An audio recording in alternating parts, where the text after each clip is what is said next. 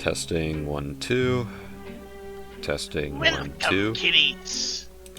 We should be live. The scariest. The creepiest. Zythia.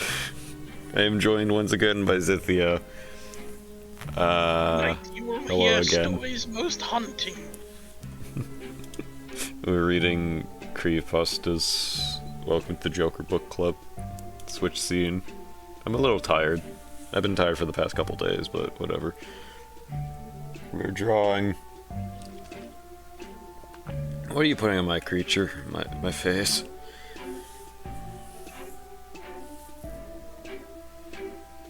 Oh, skeleton.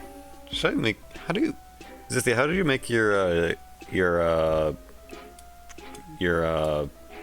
smaller? You know, like. Zythia, how'd you do it? On the right bar, there's a size slider. Pixel. Okay, make it by 10 pixel. Maybe a bit smaller. Make it by 5. 5. There we go. There we go. All right. We should scrunch these down into the corners. Actually, Mine takes up half the fucking screen. Yeah. We gotta make sure we got room for all of our epic pastas. All right. You know, I'm gonna. Today, young ones, we will be reading you stories so scary you might just die. You're gonna shit your pants. You will shit yourself and you will spit yourself. We have. So you better check yourself before you wreck yourself. We have what could possibly be considered the scariest stories. Did you make like a tweet announcing this? Yeah, I did. You know, you should post a link to your stream. Fuck! In the I forgot to server. post it on Blue Sky. Oh, fuck you! What do you mean? Fuck you! What do you mean? I just forget God. sometimes. Listen.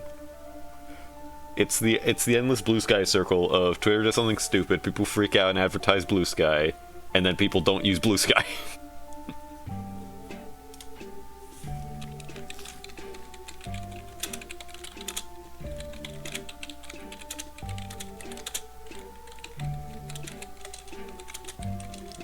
Hold on. You have no Blue Sky followers, so I'm gonna have to post. I'm gonna have to like repost your thing. Pasta. Readings.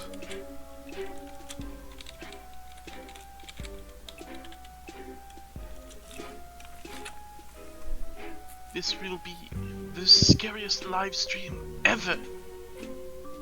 All your money back guaranteed. This will be the shittiest creepypasta you've ever read. Well, we're reading Smile Dog first. We're reading Smile Dog? Yeah, I thought...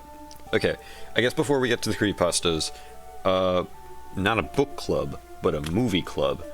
Me and Zythia, after last stream, because we talked about it, and he didn't believe me it was a real movie, we watched Killer Clowns from Outer Space.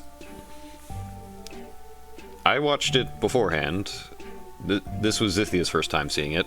What were your thoughts? I am gonna be honest, I still don't believe it's an actual movie. I don't think it actually happened. You think it's just like late night I pandemonium? think you're a liar and a cheat. Then what did I show you? What did you see? A fever dream. You made it up. Ugh. You were the one playing all those characters. That'd be funny. But in actuality, like, what did you think of the movie? It was the worst movie I've ever seen, but also it was kind of fucking hilarious. Yeah, because the story on how they made it is really funny. Yeah, they had like zero budget, but also at the same time it looks better than most movies today. And they actually made a bunch of like, I'm gonna say like, animatronic like clown prosthetic characters. They look hilarious, but they also look expensive. And kind of creepy. And it's really funny how this movie I think had a $2 million budget. which isn't a lot for what you see, or isn't a lot on what it sounds like, but it also is a bit funnier when you figure out that most stuff was done because the creators had a bunch of IOUs around Hollywood, so that's how they got like their movie finished. Oh yeah, Killer Clowns from Outer Space. It's a really good B movie. It is like the definition of a B movie, basically, of like a B horror movie. You gonna try and draw a killer clown?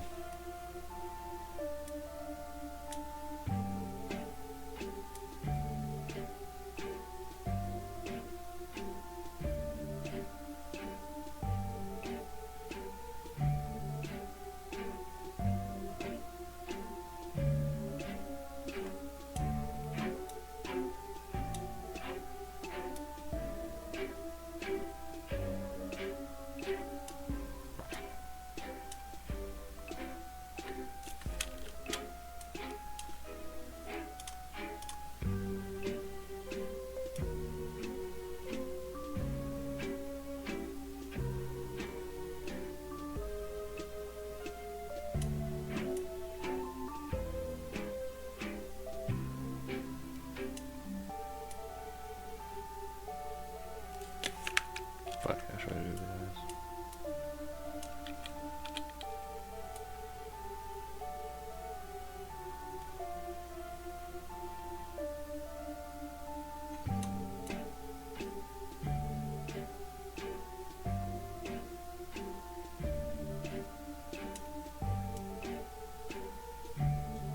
The clowns have eyebrows. Clowns have eyebrows. Well, they can. I want them to. Okay. God, Your clown's pretty good. I like your clown. It's horrible. This is It is horrible. crazy. Not a crazy hamburger. Turkey from Turkey. Oil from Iraq. Oil from Iraq. Wait, one of them is from Brazil. That is from Brazil. Here's cheese from Brazil. Cheese from Brazil. He's from Brazil. This is horrible.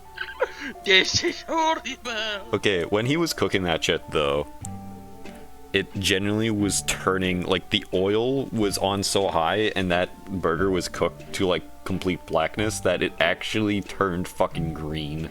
I swear to God. This is horrible.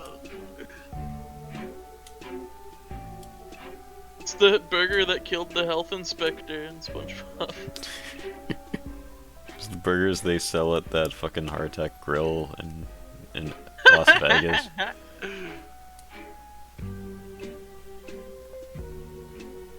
Drawing like a clayman down there. Drawing a clown, what do you mean? Drawing like clayman. This is what clowns look like.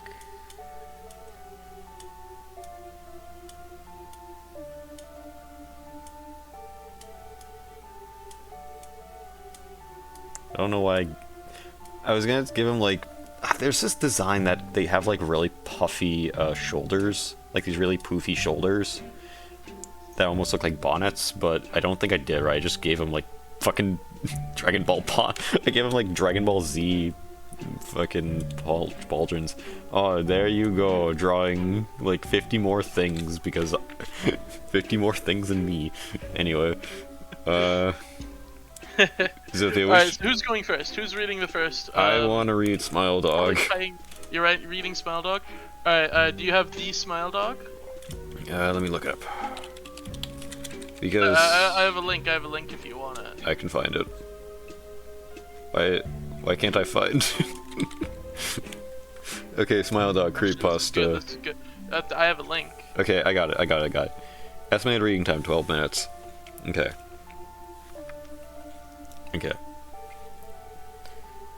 Smile Dog Creepypasta. I first met in person with Mary E. in the summer of 2007. I had arranged with... Oh, hang on. Let me put on the other fucking spooky music I had. There we go. Audio level should be good. Fuck. I first met with Mary E. in the summer of 2007. I had arranged with her husband of 15 years, Terrence, to see her for an interview. Mary had initially agreed, since I was not a newsman, but rather an amateur writer gathering information for a few early college assignments, and, if all went according to plan, some pieces of fiction. We scheduled the interview for a particular weekend, and then when I was in Chicago on unreleased business. But at the last moment, Mary changed her mind and locked herself in the couple's bedroom, refusing to meet with me. For half an hour, I sat with Terrence as we camped outside outside the bedroom door. I listening and taking notes while he attempted to fruitlessly to calm his wife. That's not English. I'll admit, I'm not good at English. I see words that don't exist, but that's not right. The things Mary said made little sense, but fit with the pattern I was expecting. Though I could not see her, I could tell from her voice that she was crying, and more often than not, her objections to speaking with the centered around an incoherent diatribe on her dreams, her nightmares. Terrence apologized profusely when we ceased the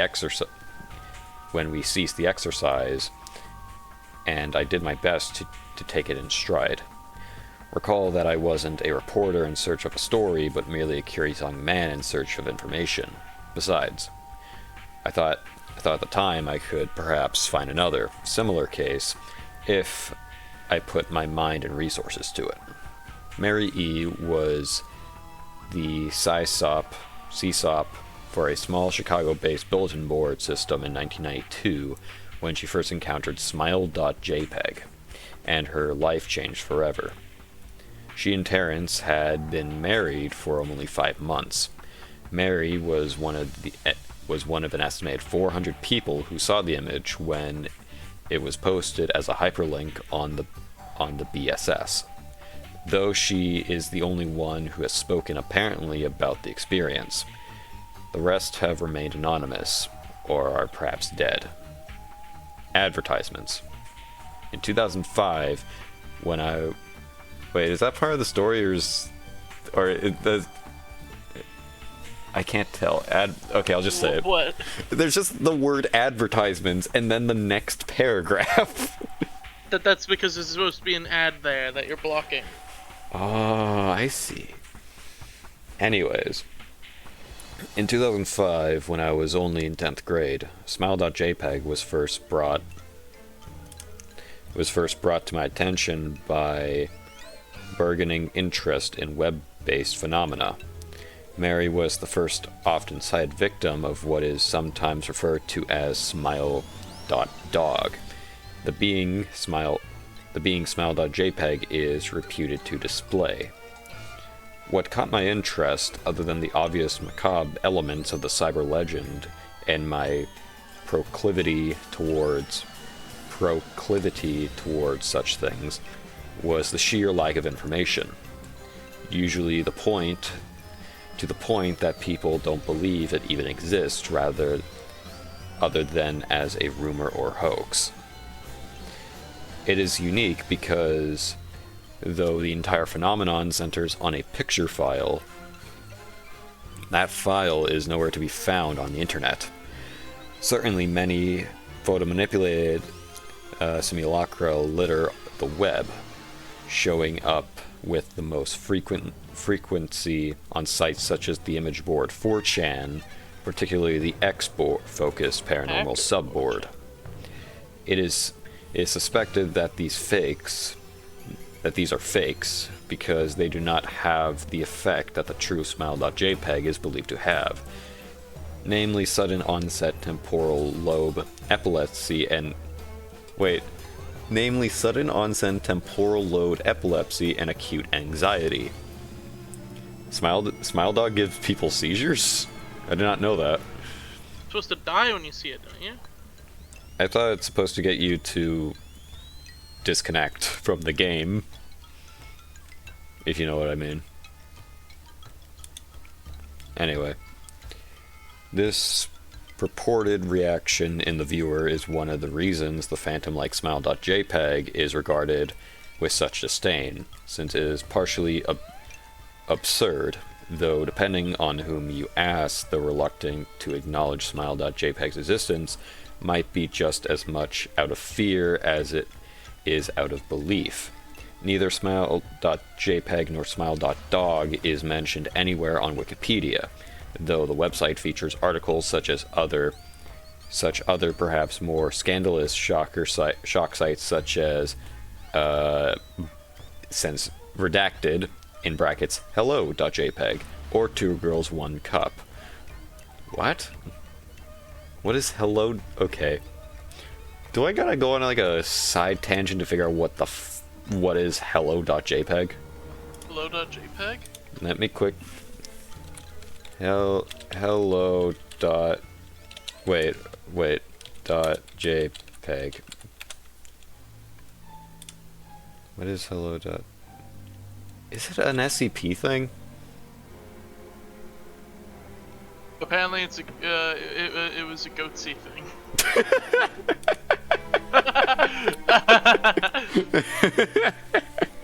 Okay. Why'd they censor the word goatsy then? Yeah, they censored the word goatsy on the website. Any attempt to create a page portraying to smile.jpg is similarly deleted by any of the encyclopedia's many admins. Just like Battle for...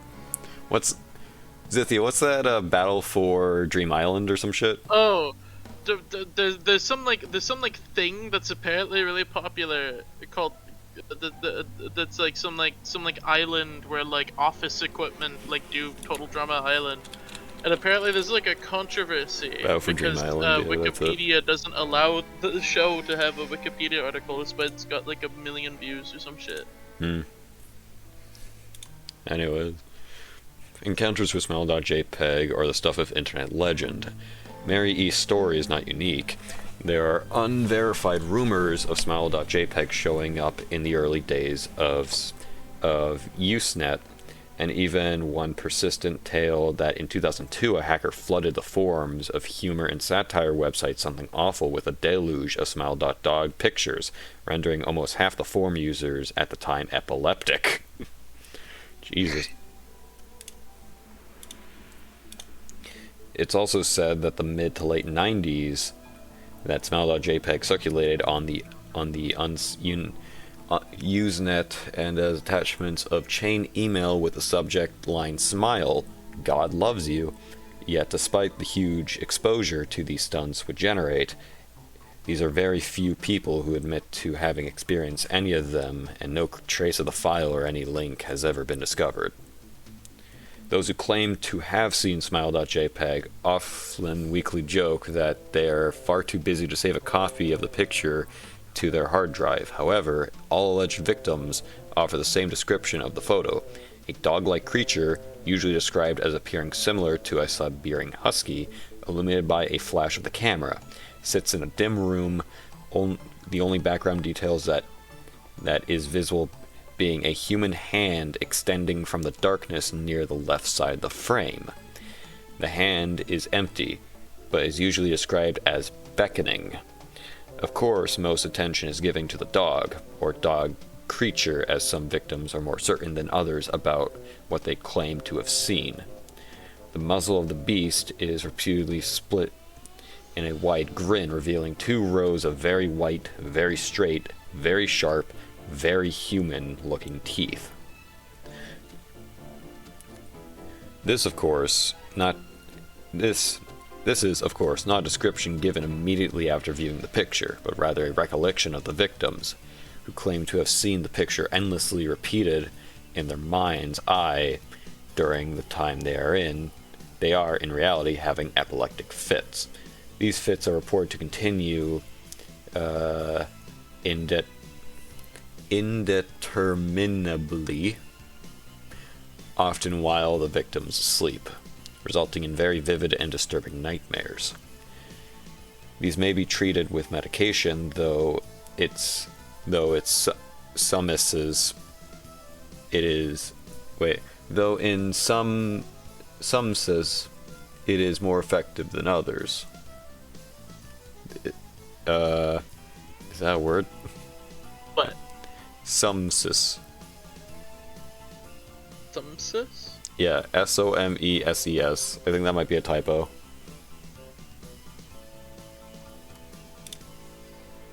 I think they're trying to say some sense. Anyways, Mary E. Fuck. All this fucking spooky music has different volumes, so it just fucking jump scared me.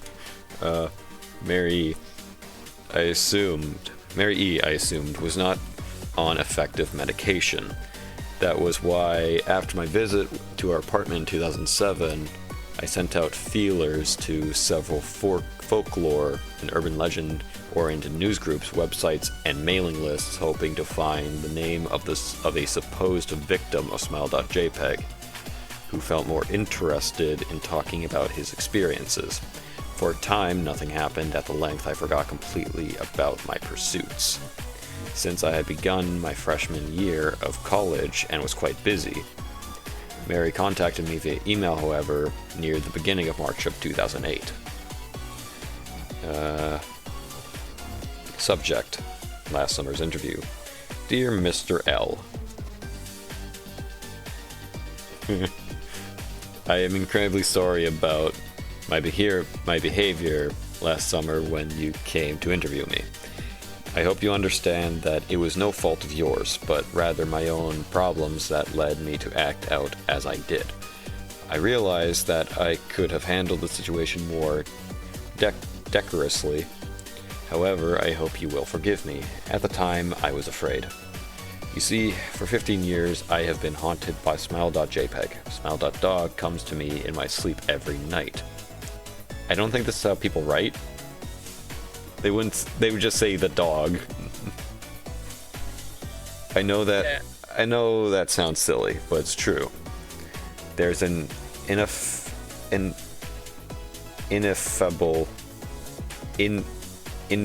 quality about my dreams, my nightmares, that makes them completely unlike any real dreams I've ever had.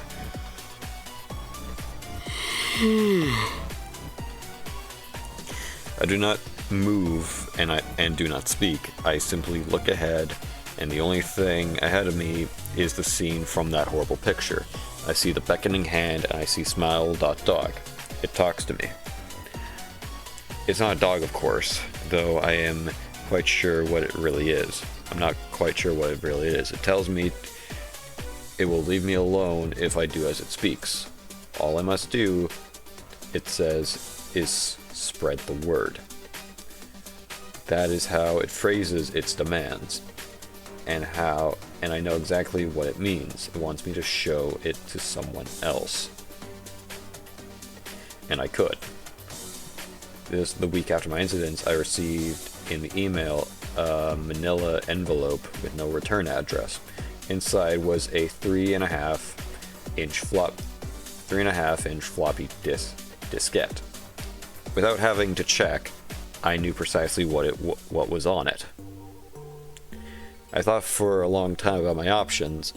I could show it to a stranger, a coworker. I could even show it to Terrence, as much as the idea disgusted me. And what would happen then? Well, if smile.dog kept its word, I could sleep. Yet, if I lied, what would I do? If it lied, what would I do? And who was to say something worse would not come for me if I did as the creature asked? So I did nothing for 15 years, though I kept the diskette hidden amongst my things. Every night for 15 years, smile.dog has come to me in my sleep and demanded that I spread the word. For 15 years I have stood strong, though There have been hard times. Many of my fellow victims on the BSS board, where I first encountered smile.dog, stopped posting. I heard some of them committed. Well, I can't say that on Twitch. Others remain completely silent. Some of them went to the other world. Simply disappearing off the face of the web. They are the ones I worry about the most. I sincerely hope you will forgive me, Mr. L. But last summer, when you contacted me and my husband interview, I was near the breaking point. I decided that I was going to give you the floppy diskette. I did not care if smile.dog was lying or not. I wanted it to end.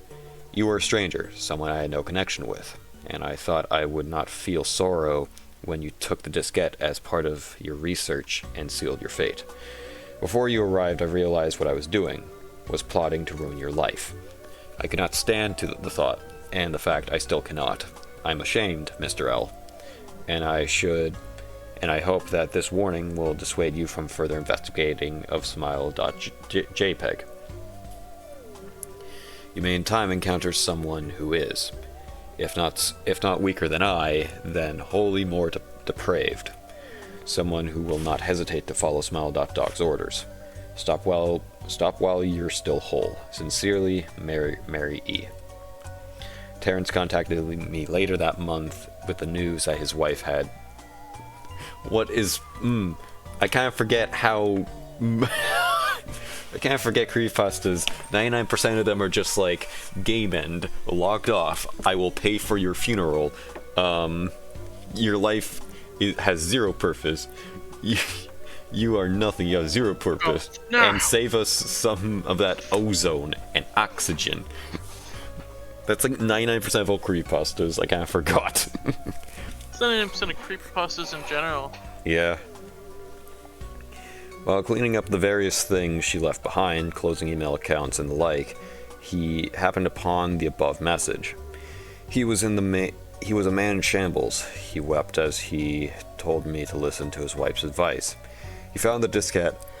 He revealed and burnt it until it was nothing but a stinking pile of blackened plastic.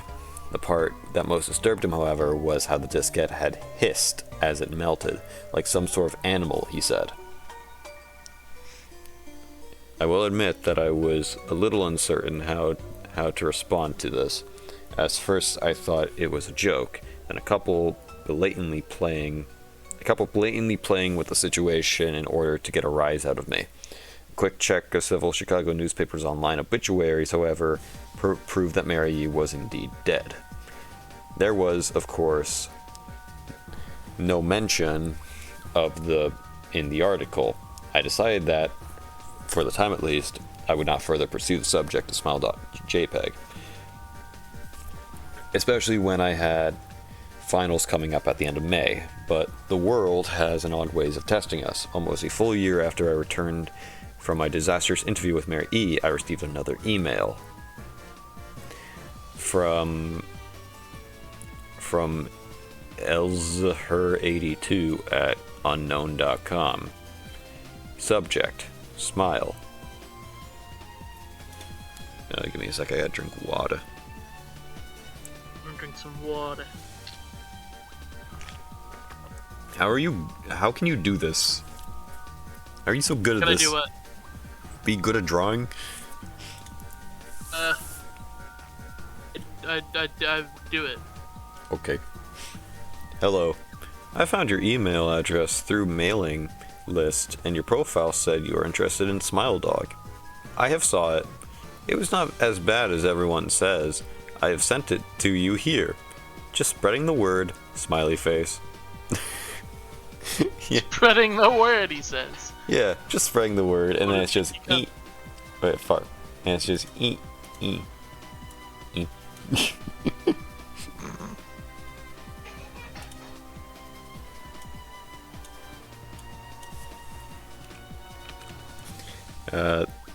The final line chilled me to the bone. The smiley face. According to my email client, there was one attached file called, naturally, smile.jpg. I considered downloading it for some time. It was most likely a fake, I imagined. And even if I was never wholly convinced of smile.jpg's particular powers, Mary E's account has shaken me. Click the button in the bottom left of the Eggy.io page. Bottom left? There's no bottom left. The bottom left. Oh, Your left. very bottom left. Little There. button there. I did it. Yeah. Zoom in on your spooky dog. Are you gonna draw anything else? Oh, whoops. Are you gonna draw anything else, Zythia? No, I think the dog's done. Okay, I'll just keep that on. Just draw things around it, I guess. Keep chat entertained. Alright, chat, what should I draw next? I see there's someone there. You said spooky dog, but I already drew that. Head shaking me, yes. But she was probably mentally imbalanced anyway. After all, how could a simple image do what smile.jpg was said to accomplish? What sort of creature was it that could break one's mind with only the powers of the eye? And if such Power things... of the eye! The eye of Horus. And if such things were patently absurd, then why did the legend exist at all? If I downloaded the image, if I looked at it, and if Mary turned out to be correct, if smile.dog came to me in my dreams demanding I spread the word, what would I do? Would I live my life as Mary had, fighting against the urge to give in until I died? Or would I simply spread the word, eager to be put to rest? And if I chose the latter route, how could I do it? Whom would I burden in turn? If I went through with my earlier intention to write a short article about smile.jpg, I decided I could attach it as evidence. And everyone who read the article, anyone who took interest, would be affected.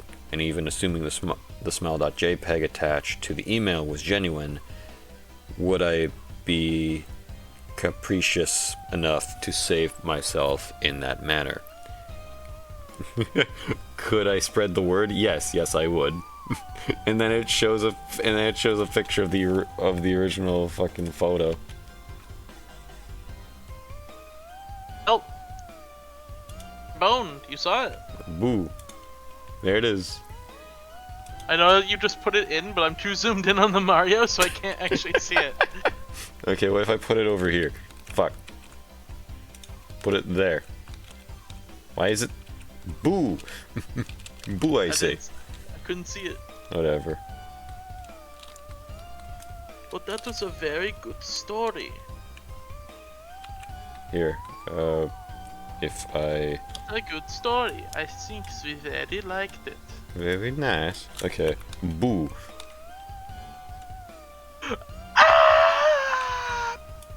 Fuck.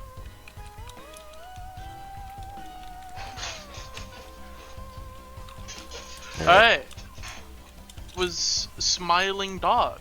Smile dog. The greatest stories. I think it's kind of funny how the guy's like, should I do it? Yes, lol. Thinking yeah, lol. Fuck you. Yeah, Smile dog was How many teeth in the mouth of the dog would we rate that out of, like, I don't know, 30? I would rate it 8 out of 10. 8 or 9 out of 10. I think it's a classic. There's very little to mess up with a simple story such as a haunted chainmail letter. The only things I would change... It's such a classic thing, isn't it? Yeah. You know, the haunted chainmail letter. Yeah. That was the thing people were probably scared of before Smile Dog. Well, definitely scared of before Smile Dog even ever existed. Yeah. Like, I guess in modern times, Smile Dog kids don't know what the fuck a chain letter is anymore. Well, in modern times, it just would not going work. onto an image board and people copying and pasting some stupid story they saw about, like, you know, send this image to 10 of your friends, or fucking Johnny Wiggletoes will destroy your family. Johnny Wiggletoes is like an ancient German bedtime story. Yeah. But you'll come to life in your room and you'll flip your mattress upside down while you're on it. Yeah. I will say the story itself holds up. Maybe it's more nostalgic, but at the same time, I feel like a story such as smile.jpg just would not work in the modern day because everyone would just be like, lol. Everyone would just spam it on Twitter, har har. Yeah. It's just like too of its time, definitely. I don't think it contextually can like be brought over to Zythia, you have more followers than me. You should post the original image of smile.jpg and just say, look at this funny dog, smiley face. Look at this dog I found. Yeah. That's a good idea, actually. Here, have the photo. It's a really good idea. Look at this funny dog, Lamau.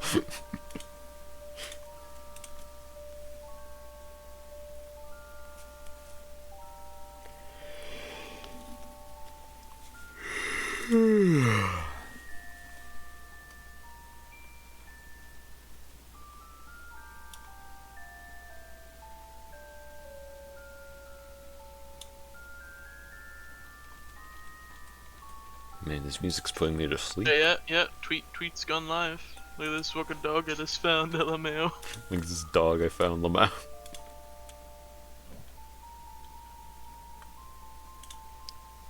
Alright. How do I see your post? Look at this dog, Lamau. I've just doomed 1,000 people. I think you doomed a bit more than that, bud. How many have I doomed? What do you mean by... What do you mean, what do I mean by doomed? No, how many have I doomed? Millions. Billions. Millions. I don't think I have that much reach. Okay, hypothetical. So... If you give it and, like, send it to somebody... If they send it back to you, will you get the nightmares again, and then you gotta send it back? The dog just comes back and he's like, well. We meet again.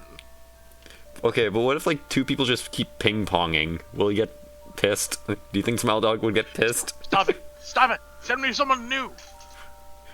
Spread the word somewhere else. You fucking dumbasses. Spreading it wrong.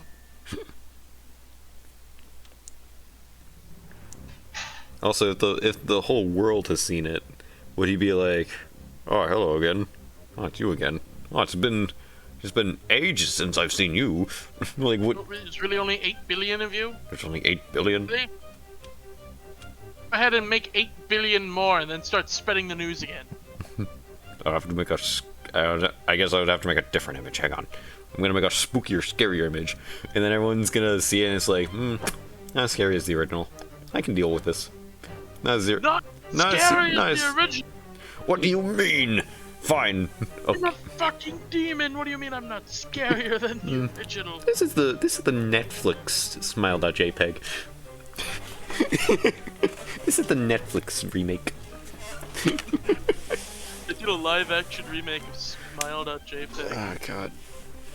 I feel like making a movie of smile.jpg, it would be hard because people would want make it actually like the video journal of like the guy being like, and I'm looking for the smile.jpg like JPEG image, and then like the final moment of the movie is when he gets it. He's like, finally, I have the image, and what would I choose to do with it? And then it just cuts to a. And it's just a picture, full screen. Then the movie just instantly cuts the credits. But I feel like it would. I feel like a Hollywood movie of Smile Dog would be horrible. It would be because they would make the dog a thing. They would make the dog like real. They would like show it way too fucking much when it's supposed to be about. It would kind of border on cosmic horror, where you don't see the dog at all. You see everyone freaking out because of the dog, but you never actually see it. Like, maybe there's like a shitty sketch of it, but other than that, you're not supposed to show it, because that's the point of the horror, that if you see it, you are fucked. Yeah. Well, boys and girls, what did you think of the first story of the night? But that's just Another. the beginning, because we have another story. The horrors never end, because today we will be reading Tonight. The Summoning of Tails Doll. Oh man, I gotta learn how to jot Tails doll now. There are several ways to summon Tails Doll. Yeah, the most common ways to do so. In Sonic R, PC and Sega Saturn only. Get a 100% completion rate in the game. Afterwards, you will see an image of Tails Doll sitting on a red and white checkered floor. The Tails Doll will appear to you in real life, and afterwards give you a deal. Become his servant. Die. I thought the story. Is this not? I was looking for like actually an hour, and I. Well, this is you're the looking only- for the Miyamoto one, so. Yeah. We can do another Tails Doll after this. I remember if we find read the it. original before. We read the original? Yeah, we read the original last time, and it was like these two Oh, well, kids no. die because the No, Tails the doll double show up. So yeah, I'll just read this one. In Sonic Gems Collection, get a 100% completion rate in Sonic R. Then, in this order, tag these characters in tag mode. Metal Sonic, Egg Robo, Metal Knuckles, Super Sonic. Afterward, you will see an image of Tails Doll, sitting on a red and white checkered floor. Tails Doll will appear to you in real life afterward and give you a deal. Become his servant or die. In either version, get a complete 100% completion rate, select Tag 4 Characters mode and play as Tails Doll on Resort Island. Tag all 4 but save Super Sonic for last. This allows Tail Dolls to break the protective seal placed on the game by Shigeru Miyamoto and enter the real world. He will give you a deal, become his servant or die. Wait until exactly 11 p.m. Go into a dark bathroom with a mirror, then lock and close the door. Block the windows. Play or sing one of these songs backwards. Can You Feel the Sunshine? Can You Feel the Sunshine Acid Remix. Living in the City. If you're playing the song, try to sing the song, as that makes this more effective. After the song ends, wait a few moments. If you are unlucky enough to wait too long, you will see the Tails Doll float toward you. Out of the mirror, he will give you quite a deal. Become his servant or die. If you are lucky enough to leave quickly enough, you will live to see another day. Rarely after following these steps, less rarely if you play the Acid Remix, Tails Doll will not appear. Instead, you will see glowing red orb. If a light is turned on or shown on it, it will disappear. As it turns out, the light is the Tails Doll gem. If you see it, he won't come to you. He will only watch you. He has taken a special interest in you. Tails Doll will ignore most people who do not perform the summoning ritual. However, the 7 pure souls are another story. They are forever watched by him and may be attacked by him at any time. This is because Tails Doll considers his souls the most delicious. On rare occasions, you can outwit or defeat Tails Doll. This is not permanent, but it will suffice for a time. After a while, though, you'll run through a stroke of bad luck that slowly escalates. Eventually, though, the Tails Doll will appear to you. If you aren't killed outright, you will be offered the same deal. Become his servant or die. Lamau. Isn't that a terrifying story? What would you do if Tails Doll came for you? Was that it? Yes, that was all of it. What happened to the Shigeru Miyamoto thing? No, it was there. Didn't you see it? Yeah, I heard. You have Thing. to break the Miyamoto seal on the game before you can come But out. If you're you- playing in Sonic Gems Fucking Collection. Miyamoto's Nintendo, not Sega. Yeah, but it's a Sonic Gems Collection on GameCube. Only Sega consoles would like let you accidentally summon Tails, but Of course, Miyamoto would be like, no, the Nintendo seal of Miyamoto approval. would be like, Miyamoto is like, That's- no, not on the Nintendo console. That's the I'm gonna put Nintendo seal of Miyamoto- approval. You can't spawn demons Yeah. from. Oh my god! That's why only bootleg Pokemon games have ghosts in them. Because it doesn't have the Nintendo seal of approval. That's I wonder genius. only like pirated copies of Mario 64 have ghosts in them. Those are the ones that are personalized. The Miyamoto seal like protects you from like the personalization that exists. It's what keeps the game standardized. That's genius. I think I think we have to tell people about this. We gotta tell We have people. to tell Reddit. Gotta tell Reddit. The public must know. Reddit would be like, that's not how it works. Like r/atheism is like, that's not Fake and gay. fake and Die. fake and die. How do you like my? Disconnect. Now! How do you like my little Tails doll? Traverse to the other world. Now! I think I'm making my drawings a bit To too the next large. world. All right. It's an amazing Tails doll. I would actually piss myself if I saw that in my... If that appeared to me. You think with like Sega being like very meta and like aware of their fandom, why have they not make like an official Tails doll plush? Huh. I don't know. I feel like trying to market, like, they've not touched anything with, like, Sonic.exe or anything like that. I feel like they don't want to associate Sonic with being scary. Well, Sonic.exe is different than Tails doll because the Tails doll is an actual like thing in the game. Tails doll's real. Yeah. So I feel like they could we easily all know like... that we've all had Tails doll appear to us after playing Sonic R. Yeah.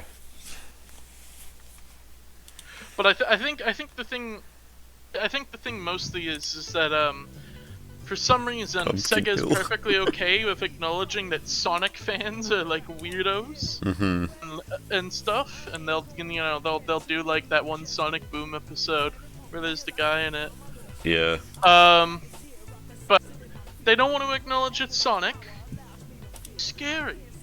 He's EXE. Does that stand for execution? Sonic is a murderer. Sega doesn't want you knowing that because he's supposed to be a kid's mascot.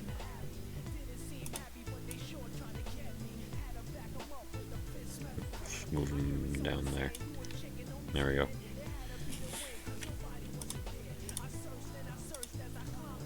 The story was so terrifying. I don't think I can read the next one. So it's your turn to read. All right. So now we You're reading the. Zythia, seeing that in my Twitter feed genuinely terrified me until I realized it was you that posted it. It's working! It's working! My our sincerest You're apologies, gonna go to bed Scorch. tonight. You're gonna go to bed tonight. You're gonna be laying in your bed, and you're gonna be like shivering. You're gonna be like, and you're gonna be like looking back and forth, and there's gonna be like a tapping on your window, and you're gonna go like, and it's just a branch. And you're gonna be like, oh, phew. And then you're like, wait a minute, I don't live by trees. I live in the middle of a field. And then a tornado comes by. Yeah, I live in the middle of the city, and you open up your window, and it's tree.jpg. Tree.jpg. I haven't seen that picture in like 15 Yeah, years. yeah, Where did you even he's find like one of those it? cartoon The trees with, Creepypasta like, wiki. the big, like, one of those cartoon trees with like the smiley face like carved into like the trunk, and he's got like twigs for hands, and he's like wiggling them around, and he's going like. I was thinking of just Treebeard from Lord of the Rings. Treebeard, Oh, and he fucking reaches his hand in through your window, and he grabs you, and you're like, no. Oh, and you're like wiggling your arms around trying to escape. Fuck, that'd be That would scary. be terrifying. Alright. That's yeah, man. Okay, so I don't know anything about this. I looked at bad creepypastas on the control past. Okay, so now we did our 2 actual creepypastas. First off, what should we rate Tails doll? That's not the original, Oh, but Tails like doll. I think we have to rate Tails doll 7 out of 8 tails. I would rate it No, 3. 9 tails. I feel like it repeats the whole join me or die, or like It is incredibly repetitive. it is. I feel like it's not really written like a story, is it? It's like written like a game facts article, which I think like a fucking Look up that username. Does he work for Game Facts? Guide. I do think that's a valid form. So if that's what it was going for, game facts, how to become haunted by a ghost. Yeah. Pie Scorch is in the chat. Oh, that's where you were reading that. Yeah. I thought you were just saying that you saw the smile dog and you got scared. What? No, I'm reading chat. Well, yeah, Pie Scorch. I guess you missed. We had read the smile dog creepypasta because we are reading all real, all authentic creepypastas today, aren't we? Yeah. All of the scariest stories ever conceived by man. They all just so happen to happen in like the range of like 2005 to 2012. It's a bit odd that all true scary stories were made in that time frame.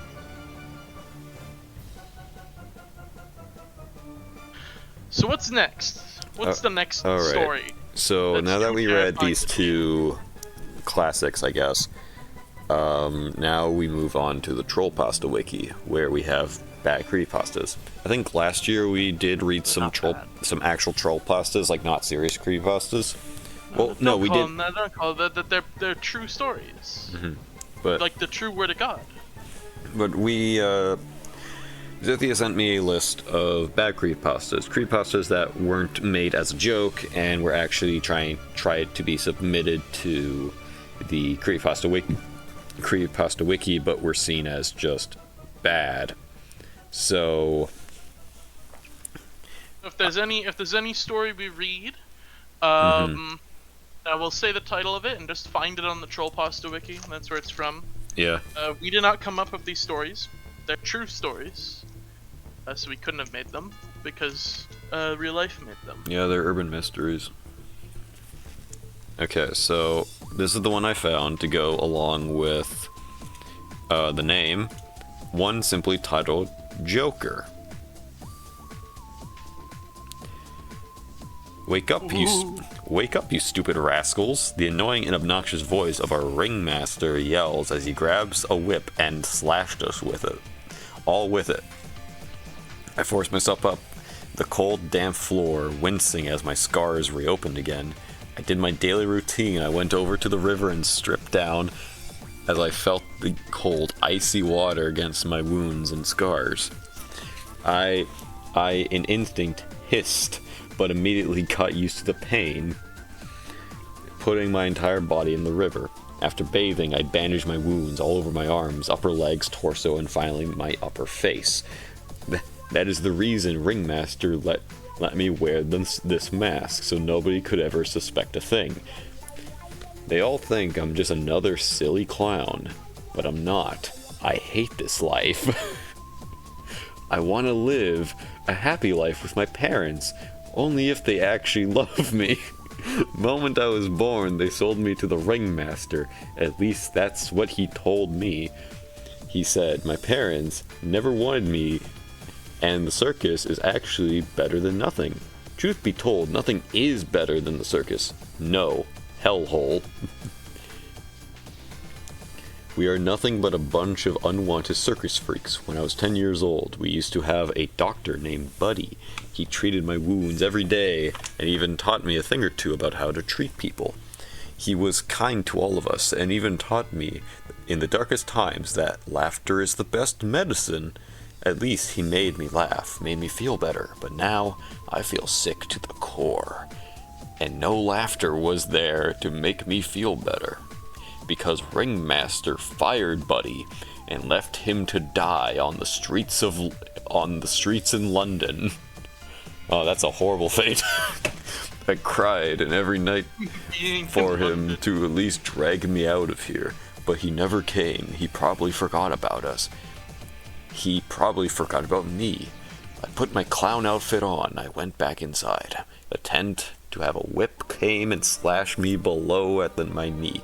I kneeled down in front of the knee, on my other knee in pain. Fire Lily, why have you been late? You know one late. No whip, second late.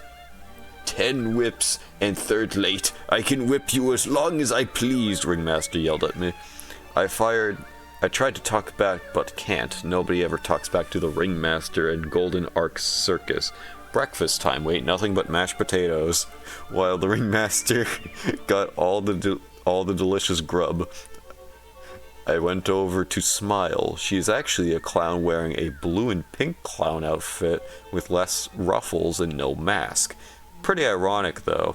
She never smiles, and that's why people find her funny. Hey, Smile, I called out. She frowns at me when I mentioned her circus name. Don't blame me. Ringmaster have us new names, and if you don't use them, we get whipped. What is it, Fire When Lily? is the rest of fucking Joker? What? Well, this is supposed to be a Joker creepypasta, isn't it? No, the name is just Joker. Oh, there's no Joker. Do you No want Batman. Do you want me to look for a Joker creepypasta? Do you want me to keep reading? Well, I thought that's what we wanted. Let's keep going. Okay. We've already started reading it. She said my name in a tone like it was the worst thing to happen to her. I simply ignored that tone and sat down next to her smiling. Just come to talk to an old friend, I chirped. I wonder why Ringmaster didn't make you smile, she mutters under her breath. I frowned. She doesn't get it. I just wanted someone to talk to, someone to call friend. That's when it happened. We stopped in a small village called Rosabellia Village. We stopped in a village called Rosabellia Village. Why not just call it Rosabellia? While juggling flaming knives and being on a unicycle, I saw her, a beautiful girl named around my age with short black hair and icy blue eyes. She looked at my performance and wondered with envy. Oh, if only she knew the truth about this hellhole. Sadly, she is part of a very, very rich family, the Hopkins. Her name is Sarah Hopkins. That sounds like a real person. I don't like saying that. After the performance, Ringmaster congratulated us. Sarah Jokerson. Sarah Jokerson.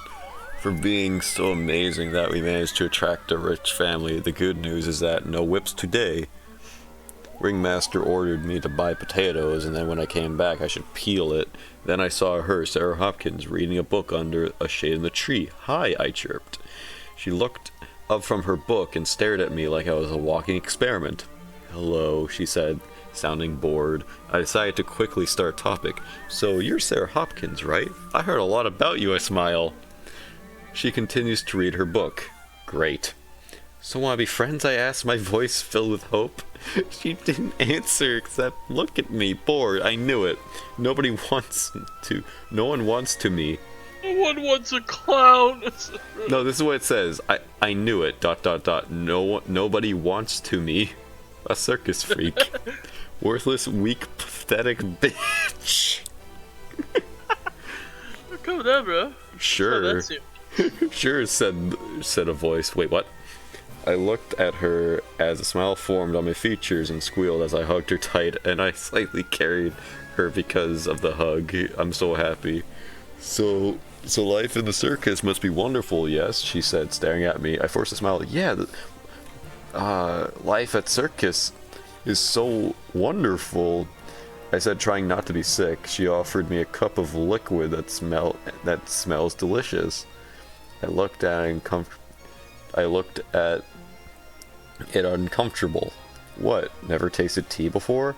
She says in an amused tone. I scratched my back of my head in embarrassment. No, actually, I only ate mashed potatoes every breakfast, lunch, and dinner. That's basically the reason I'm carrying a bag of potatoes, I said, pointing at over the bag of potatoes. She sighs and looked. What are you laughing at? That's tragic. Bro's only ever eaten potatoes. She sighs and shook her head. Come on, I'll show you what a real meal is, she said, grabbing my hand and dragged me to a huge mansion. Just out of nowhere. A tall, pretty woman that has long black hair and green eyes helped us in the entrance. Turns out, she's Mrs. Hopkins. Sarah led me to a big room with a long, prepared table. We ran into a man that has brown hair and icy blue eyes like Sarah's. Sam, what are you doing here? He bellowed. My name is Sarah. Sarah says through grit teeth, and I brought a friend.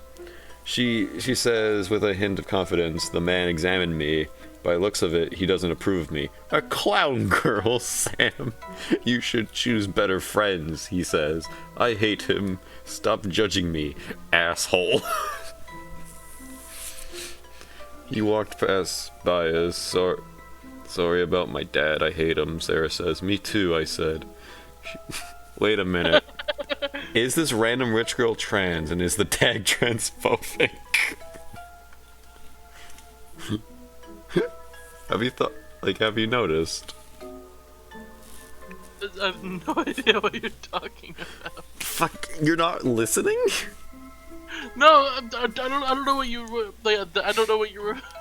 Okay, basically. The story's incomprehensible now. Okay. Clown girl gets whipped. Finds girl named Sarah. Goes to huge mansion. Dad calls her Sam. So does that mean, is the girl trans and is the dad transphobic?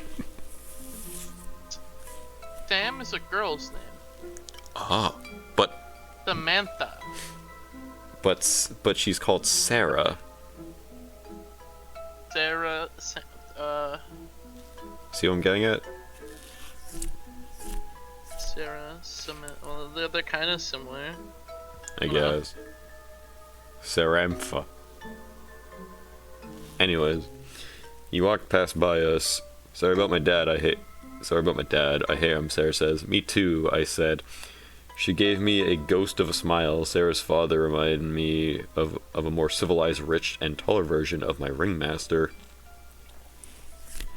Then a maid came carrying a tray that she lifted. I immediately started drooling. Sarah giggled at me. Help yourself, she whispers. By the end of the day, I walked out of the mansion. Then I realized it. The potatoes. Whip. Tell me, where are you? Ringmaster yells. But still, I didn't answer. Whip. Answer me, he yells once again. Then again. I never tell him. Whip. No matter what he does, whip. I'll never tell Sarah. Whip. Even if it costs me my life. Whip.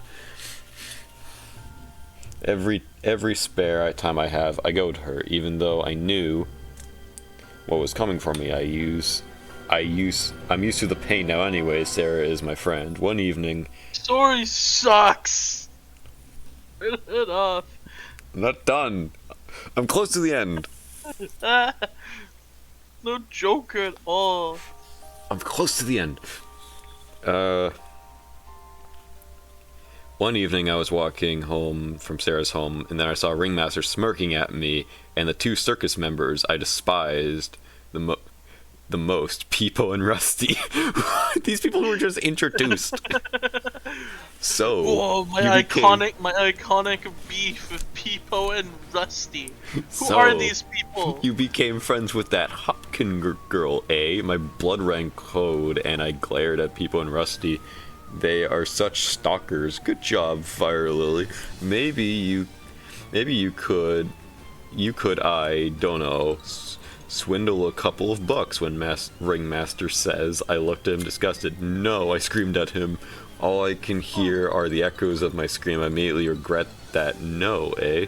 Pack all your things. We're moving to another town, he yells, turning red. No, he can't do this to me. First Buddy, now Sarah.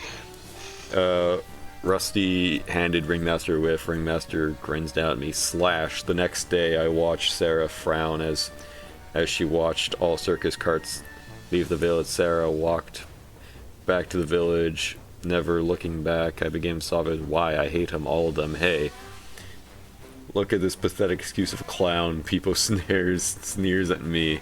He circled around me like, really, I wonder why Ringmaster won't just leave you out to die. Rusty says Joker as he should kill circled all around these me people. too. I glared at them, anger evident in my green eyes. Anyway, Ringmaster wants you to do a new act, Peepo says. It's when we tie you up, fire hay covered in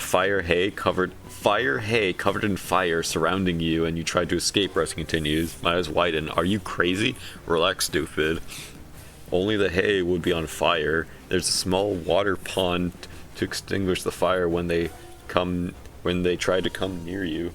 People laugh. I sighed in relief.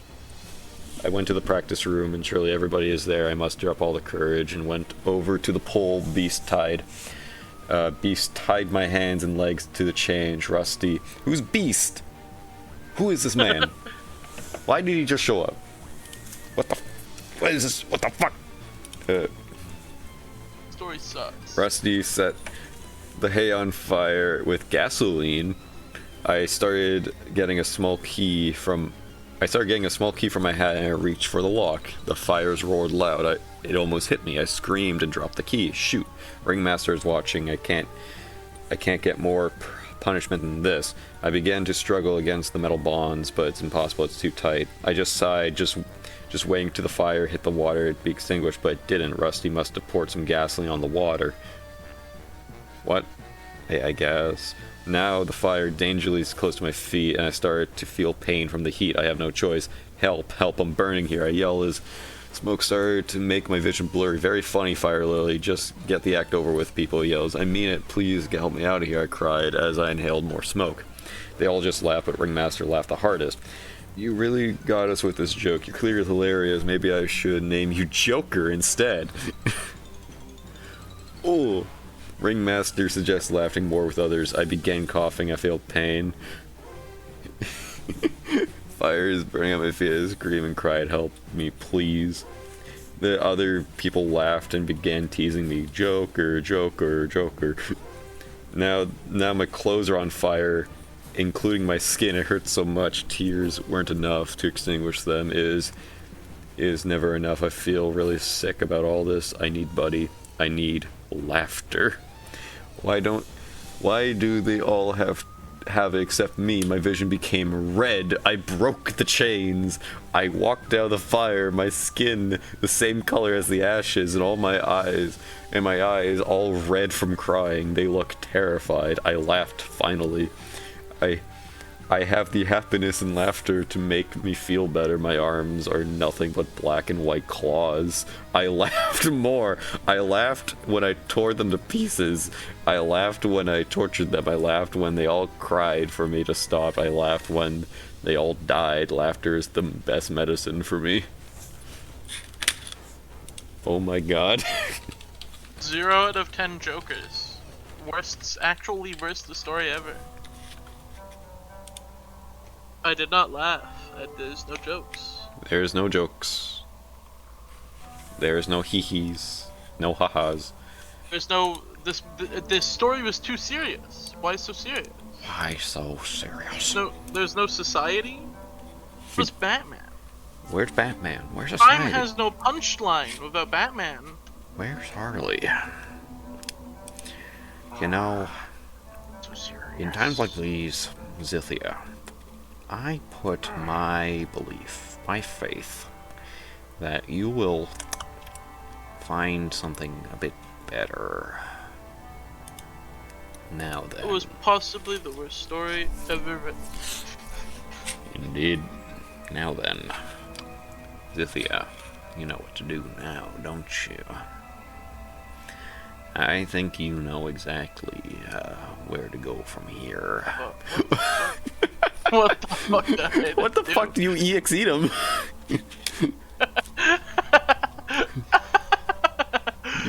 you EX-eat him. Scary Joker. Oh my god. I wanted to make him small, like. Zythia, how do you do that? Like, are there different, Alright. Alright. We have a couple different choices, I believe. Mm-hmm. Because I have a lot of. This is an entirely like image-based creepypasta. I don't think I can read this. Super die Mario Bros. Just read It's it. all images. I don't think. It's all image. What do you mean it's all Well, image? there's text. There is text, but it looks like it's told from images. Oh. Okay, I'll read. I'll read. Wait, Zythia, I just realized why is this Joker doing like the fucking ISO speed? Why are you laughing? Why are you laughing, bro? Why so serious? Why so serious? Why so serious? A haunting, most Mario. Hunting most Mario. Okay. I want to tell you all a story about something strange that happened to me once a while ago. One time. It is a scary story, but in the spirit of Halloween, I thought I would put it on a site 2 months early, the way grocery stores stock their candy. Once I wanted to play Mario, but I didn't have a Nintendo for it, and I was at a flea market. This old man I saw had Mario and an NES, but the label was not there. Also, the man said it was owned by a dead kid named Jim. I said whatever, because I was eager to play Mario on my new NES. I plugged it in and everything seemed normal. I played World 1-1 and did it. Then, I tried the old warp pipe trick, and when I got to the pipes, instead of the usual text that said welcome to Warp Zone, it said welcome to Say it. Welcome to Scary Hell Place. I thought that was weird, but then I said whatever and used the farthest pipe. The intro screen showed the words Death World 6-6-6. Oh no, this is The gonna graphics seemed off, and it sounded like screams happened from the game. It was super scary, but I wasn't scared and kept playing. It was super scary, but I wasn't scared. After a while, I hit a place that was impossible to pass because of spikes, so I had to die. I kept trying until my lives were at 0. I thought it was over, but Mario came back, and this time it looked like his face was bloody. As I started playing the level, it turned to a hidden cloud level, and it looked like Mario had angel wings. A spooky digital voice came out of the Nintendo that sounded like it said, "No hope." As I was about to grab a mushroom, the screen went blank. Reset the NES, and the game came up. This time the title screen was different, and Mario's face was bloody. It scared me, so I reset it again. Super Die Mario Brothers. As it came on, the digital voice said, "You can't run from the funk." The screen was hyper-realistic, and it showed Mario again. Oh, you know, this one's self-aware. This one knows what it's doing. And it showed Mario again. Only this time his face was me and my family's face. We were skeletons. It was so realistic. I couldn't believe it. I was compelled to try the game again. This time, I started it as the first Goomba walked toward Mario. Mario turned toward the screen and started screaming, "No mas, no mas?" It sounded like a high quality CD audio, also blast processing. The included image. It's this. This is the image. What? What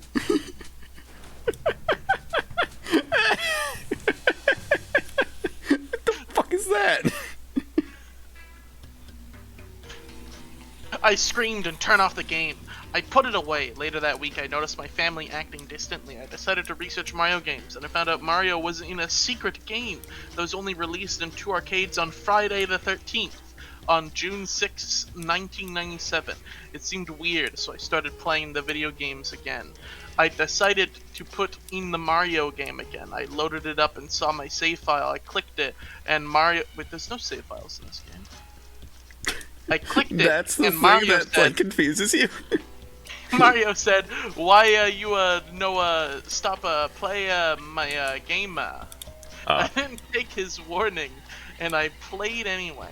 I got up to Bowser and I won. Bowser. But when I got to Peach, there was a toad there. He said, Peach is dead.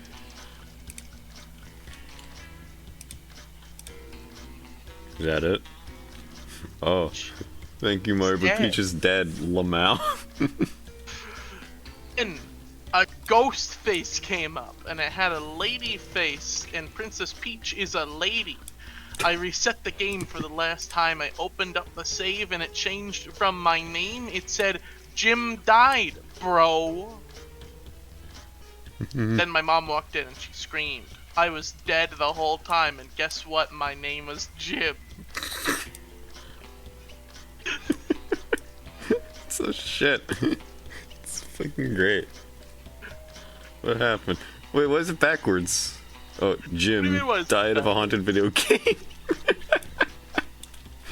So anyway, I don't know if any of you guys have experienced anything like that. It might have just been a bad dream. And anyway, my mom said the cartridge at the yard stale, so I don't have it anymore, but you should believe me, it's true. Originally posted August 27th, 2011. Damn, 2011. Even back then, people were making stupid fucking memes. The top comment is, I'm out here retroing my pixels. I got 8-bit on my pixels right now. I'm just retroing my Mario. I'm NES as fuck, man. I'm a sprite.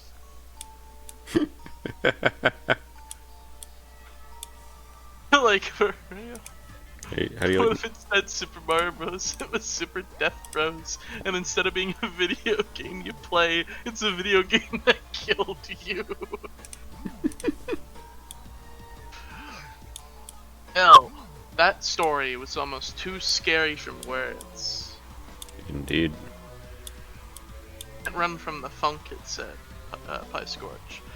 That story was too scary, but let's try to rate it anyway. What did you think of Super Haunted? I don't remember what it was called. I think it was fun. Haunting Most Mario. Hunting. I think it was funny. Yeah, I think it was probably 10 out of 10. Best. of the best stories. Best story. For me. How do you like my Mario? 1 second, I have to figure out how to like shrink my Joker and my dog.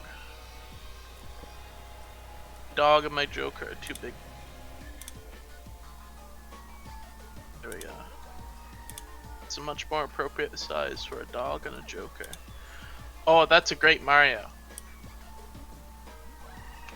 It's an S tier Mario right there. He's definitely scary.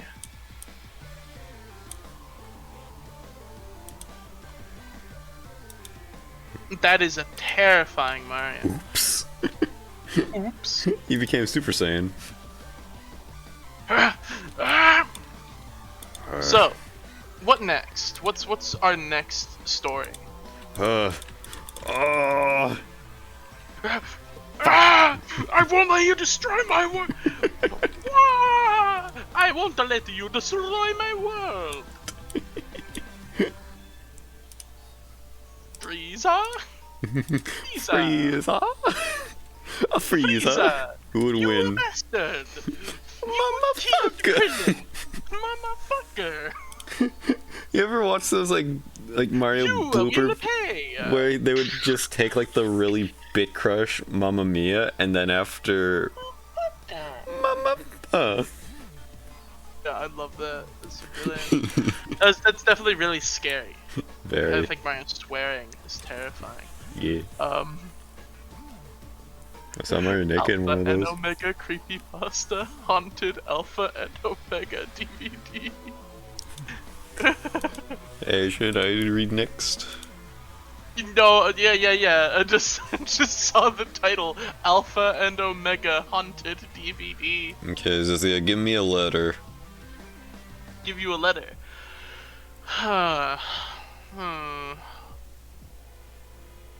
Thinking L. L. Luigi. Yeah, I'm thinking a big L. Big L. A big scary L. There's like a There's like 1, 2, 3. There's like over 15 that is Lavender Town. Oh, there's a bunch of letters. Oh, I found a good one. One Lego Killer. There's one called... That one almost sounds too scary. Let's give it a try, although I feel like the 3 viewers watching might die. Oh, this one's short. Okay. I can do this. Lego Killer. Remember as a kid, you used to think that your toys came to life and your parents would tell you to stop dreaming? Well, one of my toys did come to life. Your parents would call you a fucking shithead. It wasn't as pleasant as I thought it would be as a kid. It was my 9th birthday. I got plenty of presents that year. I loved Lego. I had all the kits from all the series, from Lego Star Wars to Lego City, so as you can imagine, I got lots of Lego for my birthday. I received plenty of kits. Some I had and some new ones. Some I had and some new ones that I didn't have, but then something else. Why would you get duplicates of shit? Well, let me draw. What's going on? Do parents not know what their kids even have? Fucking dingus. There we go. Now I can draw. At the end of the day, my dad handed me a Lego minifig, or minifigure. It was a man who looked like a train conductor. I didn't recognize it from any kits, so I assumed it might be old. I didn't take much notice of it afterwards. I'm going too deep into this fucking, like, throat crackle.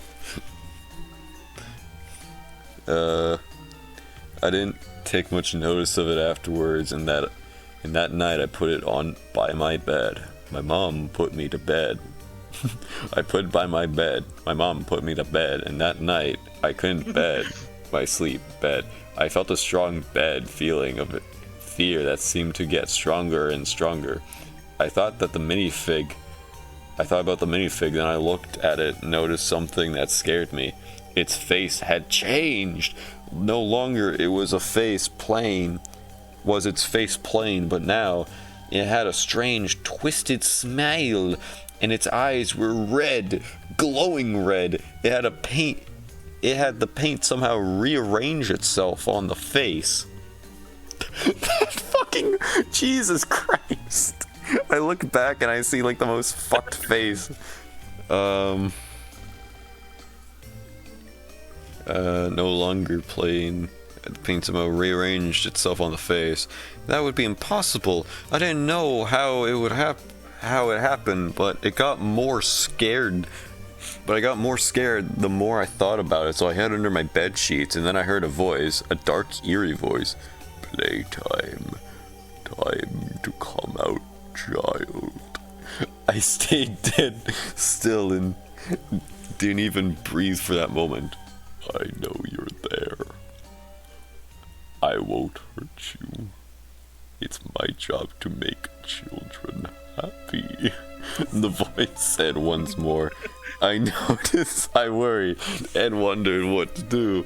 Should I come out and face my fears, or stay where I am and let this toy torment me? I slowly rose from under the bed sheets and closed my eyes tightly. Ah, there you are. Nice to see your lovely face. Now, let's begin playing. I stayed still for a short while. There was silence, but I could just hear the strange minifig walking off, opening my door and walking out. I was still too petrified to open my eyes, and I heard the haunted minifig return. I finally opened my eyes just in time. There in front of me was a minifig, alive, holding a knife, a proper knife from the kitchen. I kicked him off and stomped on him on the floor, breaking him into pieces. I went to my parents' bedroom and tell them, but they were gone from existence. I haven't seen them since. I know that minifig was possessed by an evil spirit. That's it. Oh god, I have to finish. Alright. So. There's a fill tool. Oh, it's not real if I do that. Okay.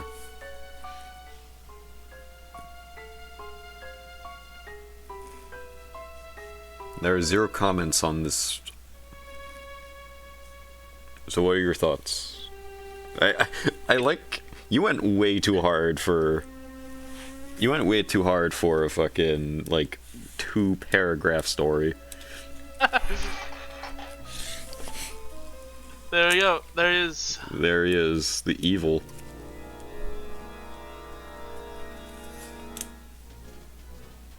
How do I emerge? There we go. The evil Lego Man of Notre Dame. Mm-hmm.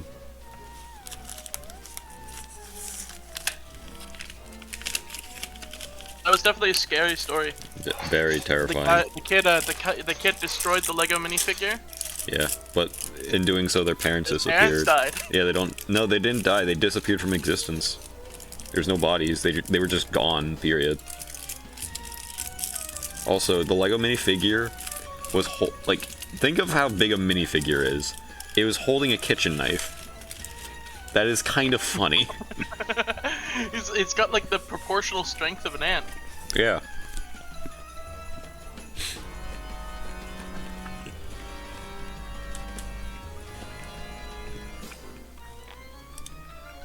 Alright. Now what? I believe it's your turn to find the horrors that lie beneath. I have a story truly terrifying.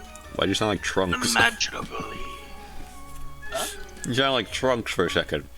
I have a story truly terrifying. There's 2 androids. I have a story truly terrifying. Alright. Story from the future. I'm positive you've all heard of the Annoying Orange, and you've probably seen the TV series on Cartoon Network.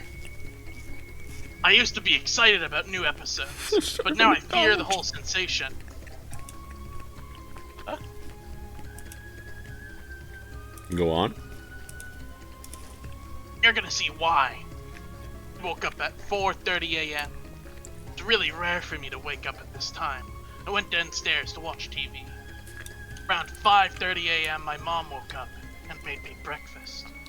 Momo came on, saying that a half-hour episode of Annoying Orange was about to come on. Jumped for joy. The show came on, the theme song was different. In fact, it was only 5 seconds long, unlike the 30-second theme song that the show normally has. The lyrics went like this: he's orange, annoying orange, he is orange. Like the normal theme. Title card read silence. Episode started with Nerval crying. First Who? it was silent sobbing, but then Oh, it Nerval, became... the guy played by Tobuscus, I think. Oh no. But then it began to get louder. Every second he cried, it got louder and more painful. This went on for about a minute, and then he opened his eyes. They were bloodshot. I almost vomited at the sight. What was happening? Why was he crying? What was that happened to him? The only episode where someone cries is in the Bad News Pairs, when Orange loses a bowling game. I've never seen Norval cry before in the series. The screen changed and went to Passion Fruit. She was barely alive, her guts were sticking out, and juice was coming out of her.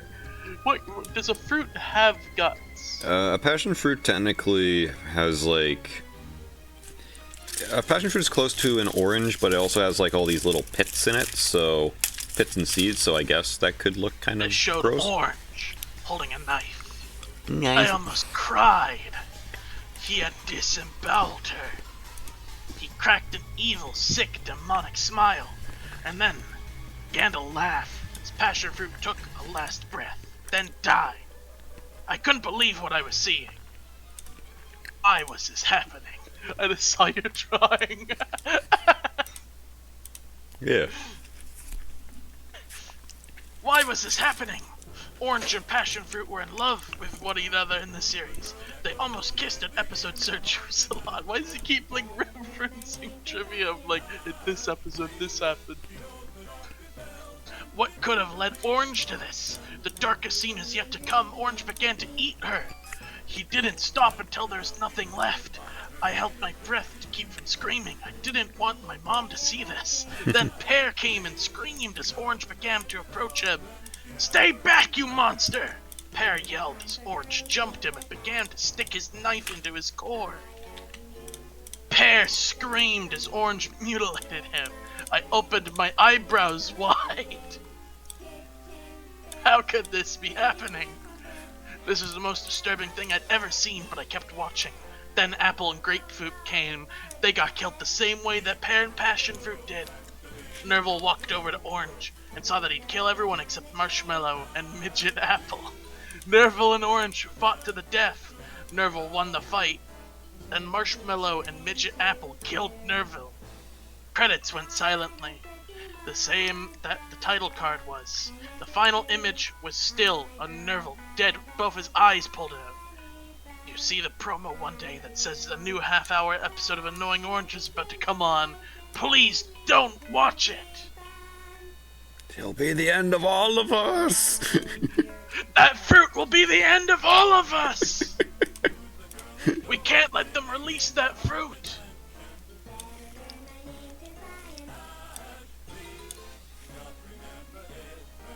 You know what's kind of ironic? I started chomping on some chocolate. Do you want to know what flavor of chocolate it is? Tails don't flavor it. Indeed. It's orange chocolate. Orange flavored chocolate. How ironic. Story truly terrifying. It is scary. Though, I feel like that is something Dambo would make. Because Dambo made a lot of, like, creepy shit back in the day before Annoying Orange.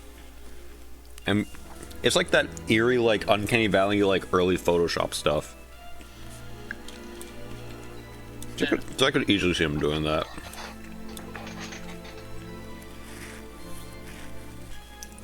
Yeah, there's my scary Annoying Orange. It's next on the list of horrifying things. I guess it's my turn. Let me just quickly chew this chocolate and then, like, rinse my mouth out. So I don't have, like, gross chocolate mouth.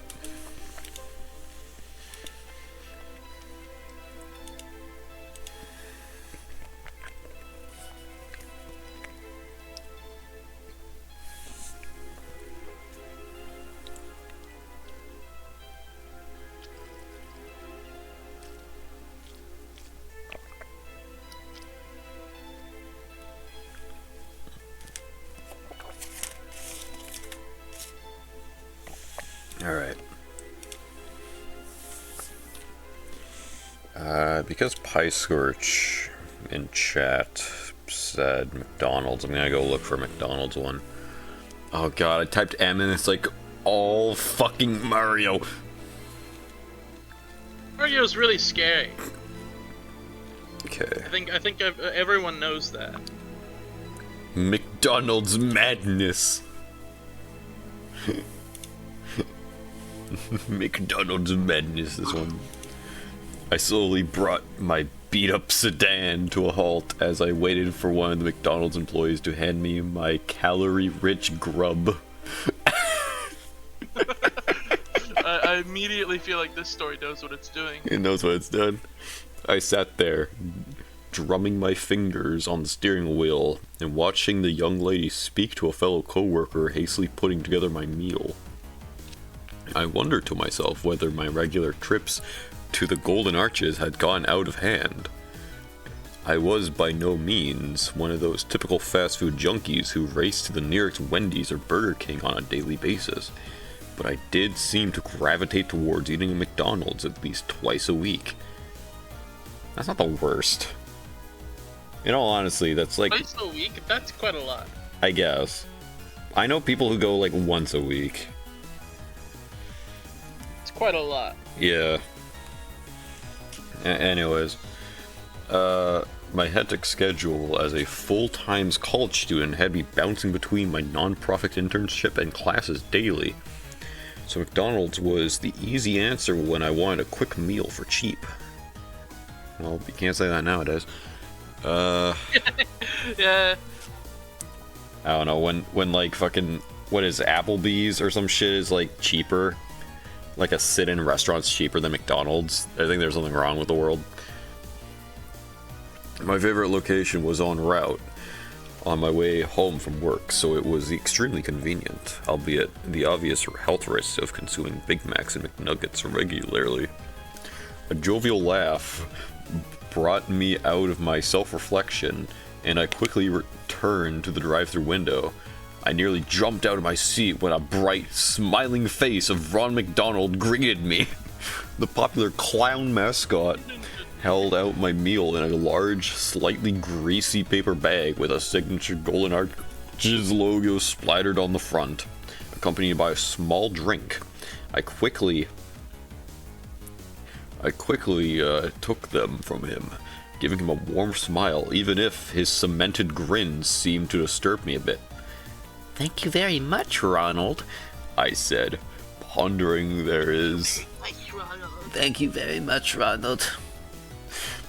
I said, pondering where the world young lady and her co-worker went as I started staring at the clown. He gave me an animated wave. "No problem, buddy. Thank you for visiting McDonald's today." I nodded in return and pressed on the gas. I still feeling Ron McDonald's gaze at me as I drove off. As I looked in the rearview mirror, I could see that he continued to watch me as I left, still beaming. I refocused my attention to the road and shook my head. In the years upon years to going to McDonald's, even if different parts of the country, I had never seen the iconic mascot in person at my location. It just seemed so out of place to me at this specific location, but I figured it was once one of those rare appearances he made. It didn't make the encounter any less unsettling, however. Weird, I thought. Glancing at my food sitting on the seat next to me, very weird. Approaching my house, I noticed that my dad's Lexus was absent from the driveway. Realization sparked through my mind instantly as I remembered both he and my mom mentioned they would pay a visit to my grandma a few miles away, helping her with a few things around her apartment. I pulled into the driveway, turning off my headlights as I sighed. I snatched up my backpack from the back seat and picked up my meal, heading into the house. Upon entering, I noticed that my parents had oddly left all the lights off. It was normal for them to leave a few lights on, like the main fixture in the kitchen, or the decorative lamp in the living room when leaving the house. So being met by an abyss-like darkness as I came through the front door was a little scary, carefully watching my steps as I knew our inquisitive cat, Spooks, would be investigating the unknown person coming inside. I felt a little cat gently graze my leg and purr softly, and I gingerly stepped around the feline. "Hey, Spooks," I said, feeling the tabby mule in acknowledgement, recognizing that his human friend has come home. I sidestepped his small form and found my way to a large lamp next to the couch, and quickly flickered on the switch. The living room was bathed in the warm glow of the lamp. I plopped down on the couch, eager to dig into my food. My father had apparently been watching the news before my parents left because I switched on the television, and it was his favorite channel, MSNBC. and one of those run-of-the-mill pundits was sounding off about some hot-button issue. I zoned out their politically charged diatribe as I opened up my McDonald's bag and felt around its contents. I unwrapped my Big Mac and took a fat, big bite, watching the lady on the TV show footage of a gray-haired congressman from Georgia she apparently hated with all her being, by the way she described his ideologies. As he spoke around the congressman's hawkish position on foreign policy. What the fuck is this? I reached into my bag for some fries when I was surprised to find something underneath my red fry carton. At the very bottom, in a jumble of napkins and ketchup packets, my fingers grasped an object, thinking it was a Happy Meal toy mistakenly placed in my order. And so I took it out of the bag. Curiously, I found it was not a licensed toy of any kind, but a simple CD in a plastic case. I unwrapped it and turned it over in my hand. Written on what appeared to be black Sharpie ink were the words McDonald's Madness. I flipped it over, trying to decipher whether it said anything else on the DVD movie would, like a copyright symbol or year and even a small McDonald's logo hidden somewhere, but it was nothing. What the heck is this? Deciding that maybe something clearly had put it in my bag as some weak attempt at an unexpected gag at customer's expense. I set it down without another thought. I wish I didn't entertain the idea of figuring it out. Let me just quickly check something. Okay.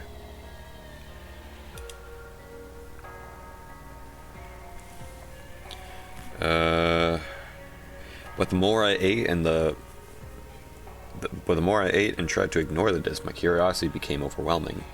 My interest peaked to the fullest extent, and the DVD player underneath the flat black screen begged me to insert the mysterious disc. "Let's just see what you are," I said aloud.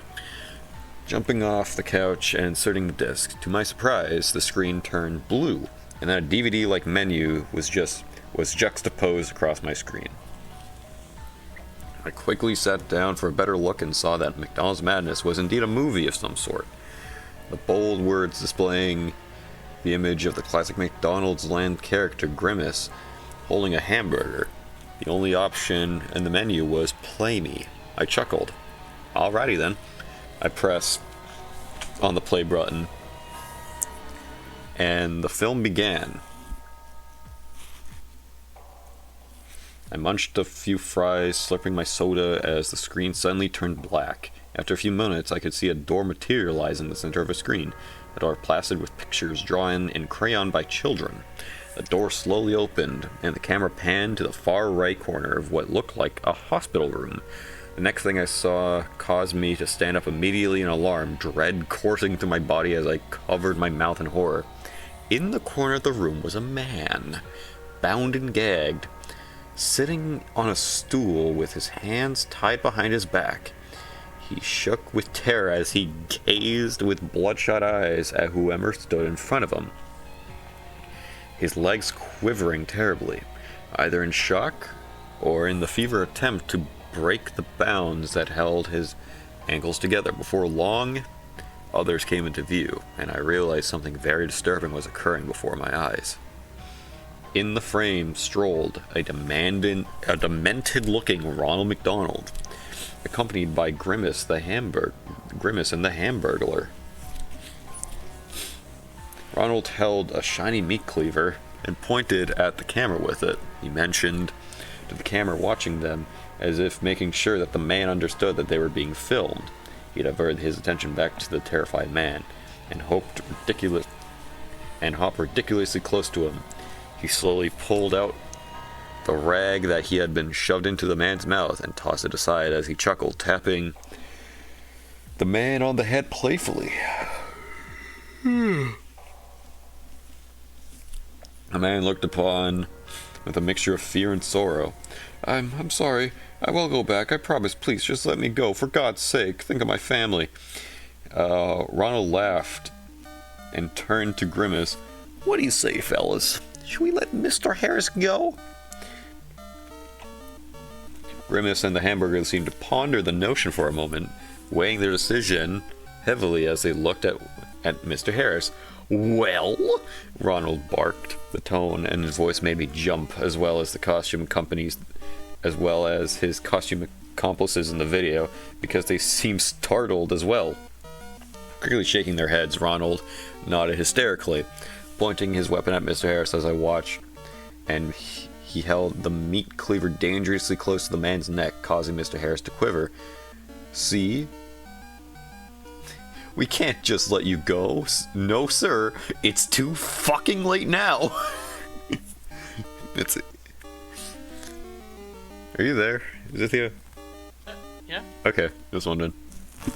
Mr. Harris, whether it was sweat or tears pouring down his bearded face, shuddered as he sat there, trying to speak through Soporific sobs and coughing fits. Please.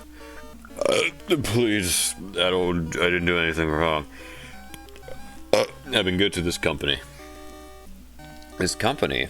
Whatever that man was, he must have worked for McDonald's in some way. And his sick, twisted treatment. This deplorable display of humanity. What was his punishment? For what? What could this man have done to deserve this? Ronald McDonald let out a hearty guffaw. Oh, you have been good to us. Are you sure about that, Mr. Harris?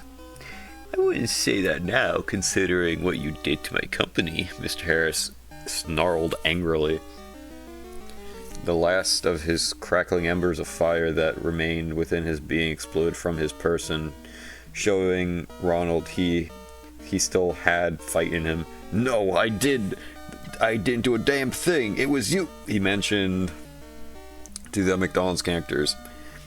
And these freaks that did this company wrong, and you have done inexcusable. That's why I left McDonald's. I let people know the truth.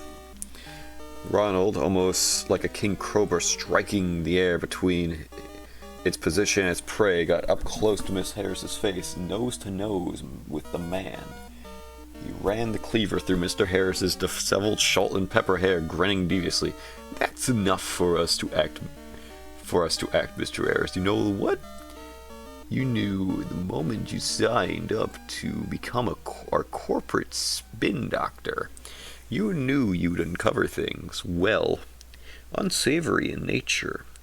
Things better left unknown to many and kept secret by a few.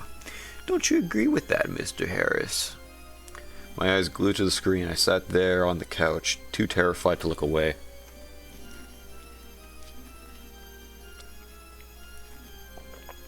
Is that how the story ends? No, I just took a drink. My throat was getting sore. Waiting to hear the corporate hostage's response. The man seemed to wither under the forceful presence of Ronald, the weight of his words simmering in his thoughts. After a few moments of silence, Mr. Harris looked at Ronald, and his bottom lip quivering. The employees, the food, the children. I almost screamed when Ronald suddenly slapped Mr. Harris upside the head, causing the man to bellow with pain. He continued his attack under the man's eyes rolled in his head from extreme disorientation, coughing uncontrollably from the severe beating. Ronald heaved as he stared at Mr. Harris. His crazed eyes infuriated, primal rage etched across his painted face. He was completely silent, yet his face furiously confronted, as if he were all ready to explode. I cried out in surprise as my cell phone suddenly rang in my backpack. I retrieved it like it was C4 ready to incinerate me. Had I not gotten to it sooner, my mom's smiling face greeted me on the screen. I swiped the bar on the screen to answer the call, clearing my throat as I tried to avoid looking at the disturbing image of Ron still frozen in place, looking at the beaten man. Hey, Mom, I said weakly, trying to retain my composure. Hey, sweetie. I just wanted to let you know we're on our way home. Grandpa says he loves you and misses you. She wants you to call her tomorrow to catch up. I tried looking away from the screen, standing up and turning my back on the television and the disturbing show I was unfortunately witnessing. I pressed the phone to my ear. Oh, okay, Mom. I wish her and love her too, and yes, I will do that, I guess.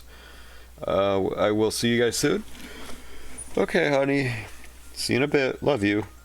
Fuck you, Mom. I responded, anxious to see my parents' faces soon. What? I heard. Fuck you. What? I heard her ring up. I sighed. I slowly Who doesn't have focused. enough McDonald's in it? Yeah, her parents aren't bringing home McDonald's, so she's mad. He's mad. I heard her ring up and sighed. I slowly. Oh god, how much longer is this? Oh my fucking god, it goes on forever. Should this be the first story we killed prematurely? Yeah. I think I'm literally halfway through. The story gets no pickles out of a triple bossy deluxe. Yeah. I'm just gonna quickly skip to the end. I read like the last sentence. I'll read the last paragraph. If anything is taken away from this tale, it is somewhere somebody knows the entire truth behind the death of Charles Harris and what the company is hiding. And I pray that that person is alive and figuring out what move to take next against the facade of an all-American fast food company that caters to people from all walks of life, especially children, chipping away at their colorful, kind Walls community and goodwill that McDonald's hides behind, hopefully one day showing the world that McDonald's is much worse than we previously feared.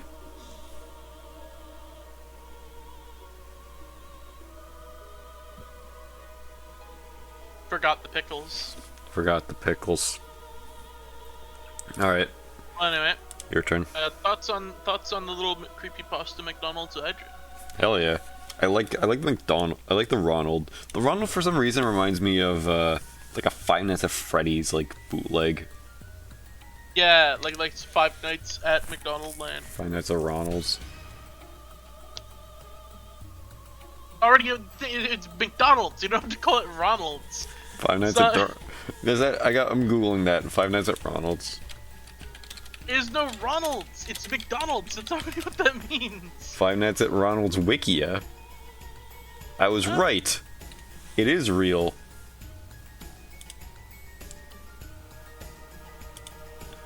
Why would it be called that?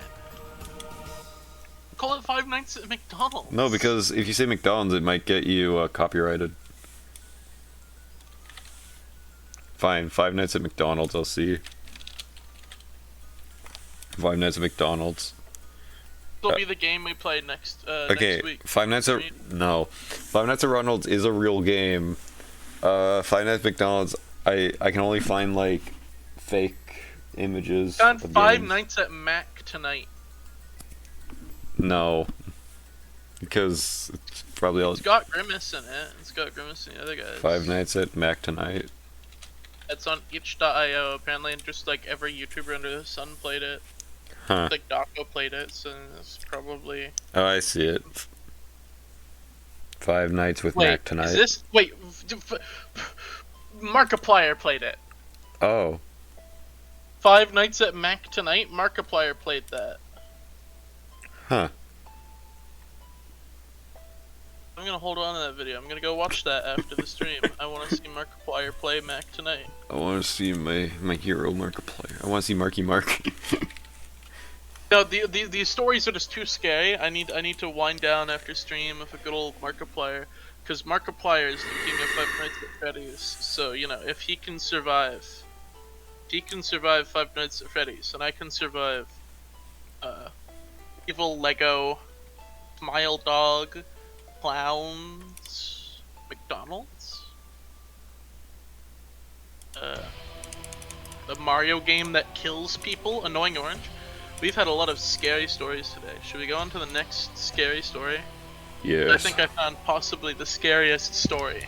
of Okay. them all. Should this be the last story because we're almost 2 hours in? Yeah, alright. Mm-hmm. The scariest video game ever. I just finished playing the scariest video game ever. Now hear me out before saying he's probably just a dork that gets scared of everything. I don't get scared of video games or movies. I've played many survival horror games and have seen many horror movies in my day. The only thing that made me just a teeny bit scared were some parts of Penumbra and Condemned. Amnesia was pretty good, everything else was boring. This is very different. Very different. You aren't given any sort of backstory at all. As soon as you press play, it throws you right into the game. However, I was able to piece together what the story basically is. You're finally beating this little brick shitter. Apparently, you're a madman. We're never given a name, but you can guess it if you play.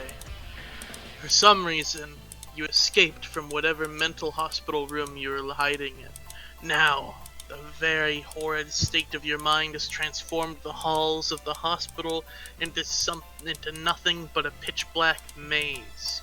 With only the light of the walls. With only light being the walls. Your character is some type of mad cannibal that you can barely control. You can force him to turn corners in a creepy hallway. It just sounds like Splatterhouse. Your character seems to grab anything and try to eat it. Whatever it is in front of him is thrown into his mouth and he munches it down. While playing the game, you're being chased by 4 hideous, scary fucking monsters. You cannot hurt them at all, and to come even close to one is instant death, in which case the monster latches onto you and rips you inside all while you hear the horrible noise of your body being torn. You can, however, eat some odd objects hidden in the maze, after which your character goes into an even more unstable state. You can literally eat the monsters. Your character runs right up to them and devours them, only leaving behind their eyes. There aren't any words to describe how horrific and terrifying this game is, and I don't want to spoil the surprise for you. Just go ahead and try it for yourself. You can find it on Google. It's called Pac-Man. It'll be the first search. Oh, hang on. I gotta...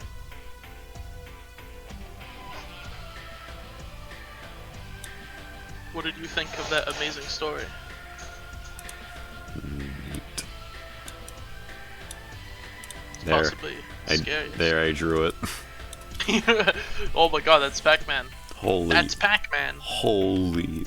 Aw, shit. Holy macaroni. Aw, shit. Here comes shit, Pac-Man. Pac-Man. Yo, what's up, motherfuckers? Hey, Pac-Man. Hey, Pac-Man. How's it going? I'm on crack! Want a freebie? No, Pac-Man. Drugs are bad. Pussies! Whoa! Holy shit!